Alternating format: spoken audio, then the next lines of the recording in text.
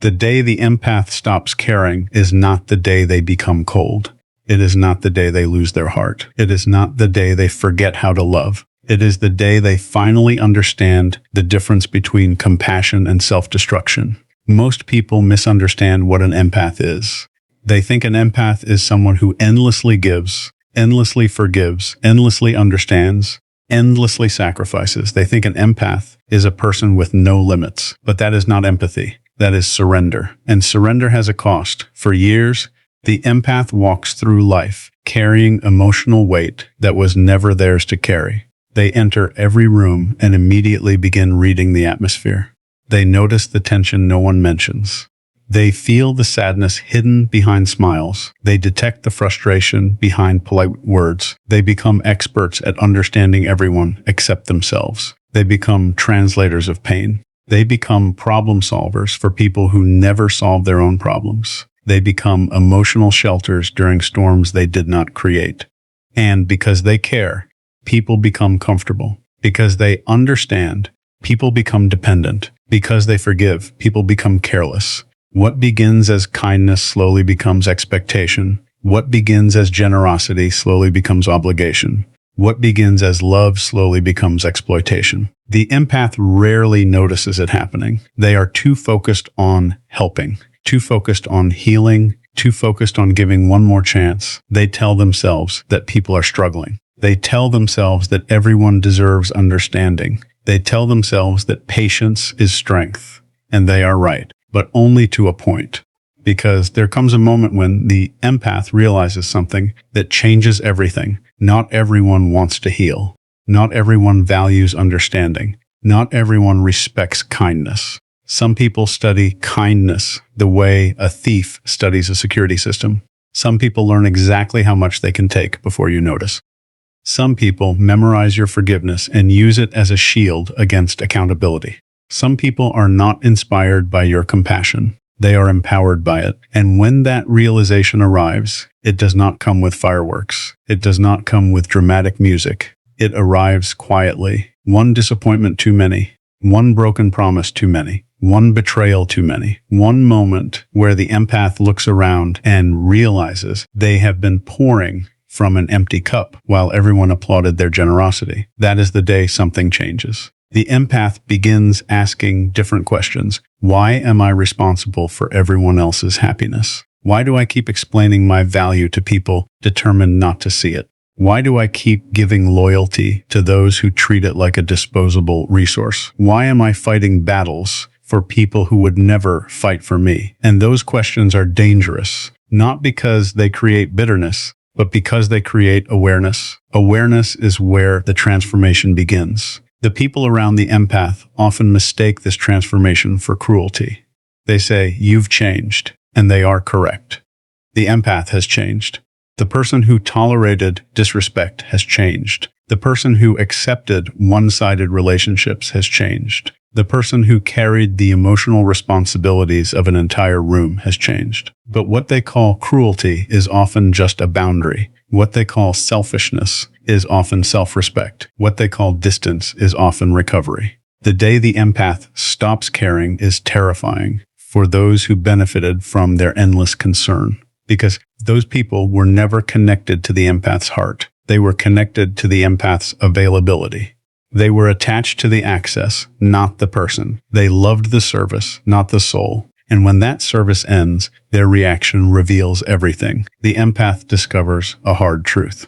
The people who genuinely care about you will respect your boundaries. The people who only benefited from you will resent them. That distinction changes lives. The empath no longer rushes to rescue every person who creates a crisis. They understand that some people are committed to chaos. They understand that some lessons cannot be taught through advice. They understand that growth requires responsibility.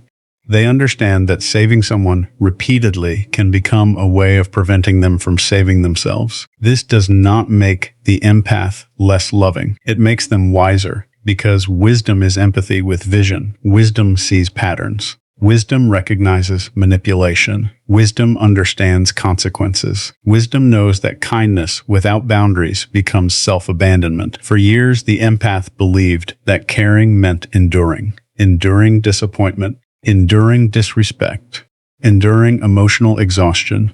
But eventually they learn that caring for others should never require the destruction of self. And then something remarkable happens. The empath becomes powerful. Not loud, not aggressive, not vengeful, powerful, because the most powerful person in the room is often the one who no longer needs approval, the one who no longer fears rejection, the one who no longer negotiates their worth, the one who can walk away from what diminishes them. That kind of power cannot be manipulated. That kind of power cannot be controlled. That kind of power cannot be guilted into surrender. When the empath stops caring about being misunderstood, they become free. When the empath stops caring about pleasing everyone, they become free. When the empath stops caring about maintaining relationships that only exist through sacrifice, they become free. And freedom changes posture. Freedom changes language. Freedom changes decisions. The empath begins choosing peace over performance, truth over comfort, respect over attachment, growth over familiarity. The world may interpret this as indifference. It is not indifference. Indifference feels nothing. The empath still feels deeply. The difference is that their feelings are no longer available for exploitation. They still love, they still care, they still understand. But now those gifts are protected. Now those gifts are earned. Now those gifts are directed toward people who recognize their value. The day the empath stops caring is not the end of their humanity. It is the end of their self-neglect. It is the end of confusing sacrifice with love. It is the end of carrying burdens that belong to other people. And perhaps the greatest irony of all is this. The empath does not become less compassionate after this transformation. They become more authentic. Because true compassion includes yourself. True understanding includes yourself. True loyalty includes yourself. And the moment an empath finally understands that, everything changes. The people who only wanted access will leave. The people who only wanted benefits will complain. The people who only wanted control will resist. Let them. Because the day the empath stops caring about being everything for everyone is the day they finally become themselves. And there is nothing more powerful than a person who remembers who they are after years of forgetting. Most people never witness the moment the empath truly changes. They only notice the aftermath. They notice the phone calls that no longer get answered immediately. They notice the explanations that are no longer given.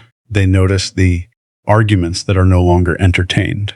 They notice the access they once had suddenly becoming limited. And because they never saw the years of silent disappointment, they assume the change happened overnight. But transformation like this is never sudden. It is built one wound at a time, one broken promise, one ignored need, one betrayal, one moment of realizing that your kindness has become someone's entitlement. The empath does not wake up one morning and decide to stop caring. They arrive there after exhausting every other option. They communicate, they forgive, they compromise, they understand, they wait, they hope, they believe, again and again and again. Until one day, they discover that hope cannot build a bridge when the other person refuses to bring a single piece of wood. That is when the illusion begins to collapse. Because the empath has spent years believing that if they could just explain themselves better, love harder, give more, be more patient, be more understanding, eventually everything would work out. But reality teaches a different lesson. Some people are committed to taking. Some people are committed to avoiding responsibility. Some people are committed to remaining exactly who they are. And no amount of love can force transformation upon a person who has chosen stagnation. This realization is painful because the empath does not simply lose faith in others. For a moment, they lose faith in themselves. They begin questioning their instincts, their judgment, their decisions, their ability to trust. They wonder how they missed the signs, how they ignored the patterns, how they continued giving long after the evidence suggested they should stop. And for a period of time, they carry guilt, heavy guilt, the guilt of staying too long, the guilt of accepting too little, the guilt of betraying themselves while trying to remain loyal to others. But eventually, another truth emerges. The empath was never weak. They were simply operating from a place of faith. They believed people could grow. They believed people could change. They believed people meant what they said. Those beliefs were not weaknesses. They were strengths placed in the wrong hands. And once as the empath understands this, something inside them begins to heal, because healing starts when self-blame ends. The empath stops asking, "Why wasn't I enough?" and starts asking, "Why was I trying so hard to earn what should have been freely given?" Respect should not require exhaustion. Loyalty should not require sacrifice. Love should not require self-erasure. Yet countless empaths spend years negotiating for basic human decency, as if it were a luxury. They lower standards. They make excuses. They reinterpret red flags as misunderstandings. They convince themselves that effort from one side can compensate for neglect from the other. But reality always collects its debt. Eventually, the emotional math becomes impossible to ignore. You cannot keep pouring energy into relationships that only function when you are the one providing power. You cannot keep carrying people who refuse to walk. You cannot keep rescuing individuals who repeatedly choose the circumstances they claim to hate. At some point, compassion must be accompanied by discernment, because without discernment, empathy becomes a trap. The empath begins noticing patterns they once overlooked. They notice who only contacts them when they need something. They notice who disappears when support is required in return. They notice who celebrates their usefulness but ignores their humanity. They notice who listens only long enough to speak again. And these observations create distance, not angry distance, not dramatic distance, clear distance, intentional distance, healthy distance. For the first time in years, the empath starts protecting their energy the way they once protected everyone else's. And this feels strange at first, uncomfortable, almost unnatural, because people who are accustomed to giving often feel guilty when they begin receiving. People who are accustomed to sacrificing often feel selfish when they begin setting boundaries. People who are accustomed to carrying others often feel irresponsible when they finally put the burden down, but growth often feels unfamiliar before it feels right. The empath learns that boundaries are not walls. Boundaries are filters. They do not exist to keep everyone out. They exist to reveal who belongs inside. And suddenly, relationships become clearer. The right people stay. The wrong people become frustrated.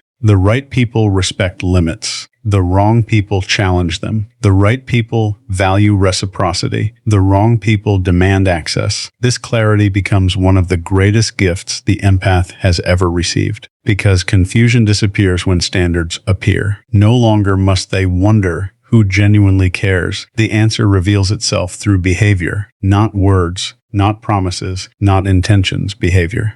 Behavior always tells the truth eventually. And as the empath grows stronger, another unexpected transformation occurs. They stop trying to convince people. This may be one of the most significant shifts of all. No more explaining their worth. No more defending their boundaries. No more debating their experiences. No more presenting evidence to people determined not to understand. The empath realizes that understanding cannot be forced. Respect cannot be negotiated, and validation from the wrong people was never valuable to begin with. There is enormous freedom in no longer needing everyone to agree with your reality. There is enormous freedom in letting misunderstanding exist without chasing it. There is enormous freedom in realizing that some people are committed to seeing you incorrectly because the truth would require them to change. So the empath stops arguing, stops proving, stops performing, stops chasing, and begins observing, listening, learning, choosing, protecting, building. The energy once spent managing everyone else's emotions is redirected inward, toward healing, toward purpose, toward growth, toward peace. And what emerges from that process is not the wounded empath who once feared abandonment. What emerges is someone far more formidable.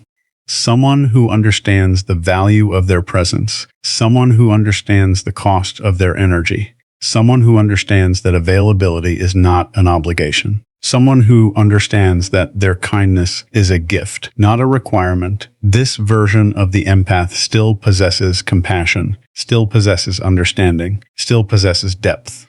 But now those qualities are paired with strength. And strength changes everything. Because kindness without strength gets exploited. Strength without kindness becomes cold. But when kindness and strength exist together, something extraordinary is created.